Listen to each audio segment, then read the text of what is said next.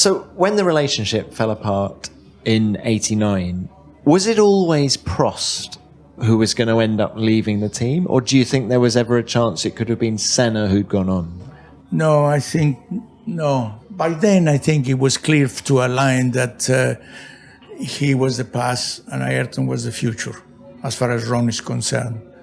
So I think that for Alain was to continue with McLaren or try to go elsewhere. And he had the opportunity to go with Ferrari.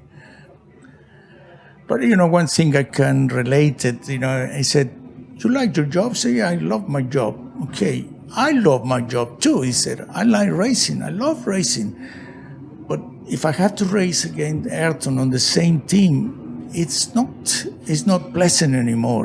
I don't feel right. But I like to enjoy my work. If I don't enjoy it, you cannot perform at the same level." And I could understand that. To me, I've never ever had a job. I mean, this is a way of life. It was my hobby, and somebody paid me for it. So I did understand that. We couldn't. Great shame. And then the way they end up, I used to talk so many times with Ayrton and say, "Look, Alain and Ferrari, very often you're going to be in the podium together. You may as well finish the feud and shake hands and be friends."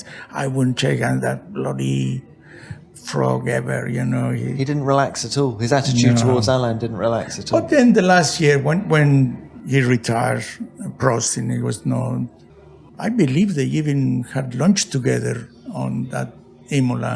Imola 94? Yeah, whether it was the day of the race or the day before. I believe they had lunch in the motorhome. Was your relationship with Senna as close in '94 once he left McLaren? Did you stay in touch? Yes. Well, yeah, we did. And in fact, when he died, the night before, he said, "Can I ask you a favor? We still, yeah, for sure, anything, I said, we're working on different flags, but we're still friends. And he said, "Could you get me a helicopter to take me to Fort Lee, where he normally put his plane?" Because in Williams, we don't have anybody to look after the drivers, to do the things for the drivers, We may be the highest paid employee at Williams, but they don't look after you at all, And everybody, you speak Italian, and could you get, yeah, sure. And so I got the helicopter. There was no mobile phones. I got a helicopter, and then I come in, I give him the license and the plate of the helicopter and where it was going to be and the name of the pilot and all that. And yeah, I was quite happy. And then I saw him at the driver's meeting. There used to be a driver's meeting before the race. And he was happy. I said, "No, in the warm-up, the car is much better now. I really like it." Because he was on pole. He was on pole, not the Williams. He was completely overdriving that car. But he said, "No, the car is better." So we shake hands. That was the last time I spoke to him until the accident. But like Michael Schumacher said, he was behind and he saw the way that Ayrton was driving. And he said, "There's no way. He's not going to keep this driving the whole race. He's totally out driving the car." So I just sit behind and wait till I get tired. That's interesting, isn't it? So the body language of the car would suggest that Ayrton was still pushing, because I was going to ask you, some people have claimed that Senna was contemplating retirement at the time. What's your take on that? No. Of course, he was very upset whenever he had a big accident, and with Ratzenberger, he was really... But there's so many stories, like you said, that... the night before, he thought that Professor Watkins said, "Ayrton, you don't have to race. You don't want, why do you need to keep on racing?" And I don't know. Yes, it's true to say that it was a little bit disenchanting the way that the Formula One was going on.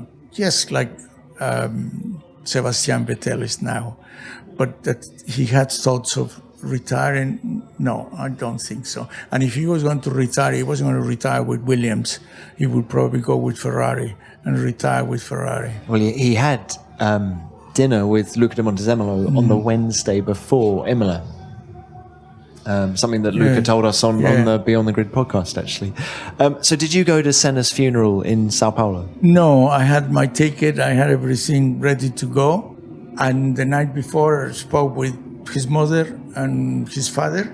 And we couldn't even speak, we're trying to. And we were both crying. And I said, and in the end, I said, bloody hell, what am I going to do that? He was a hero in Brazil, the most beloved person in Brazil, and everybody's going to be crying and sad, and no, I don't want to be there and part of that, so I canceled. I didn't go.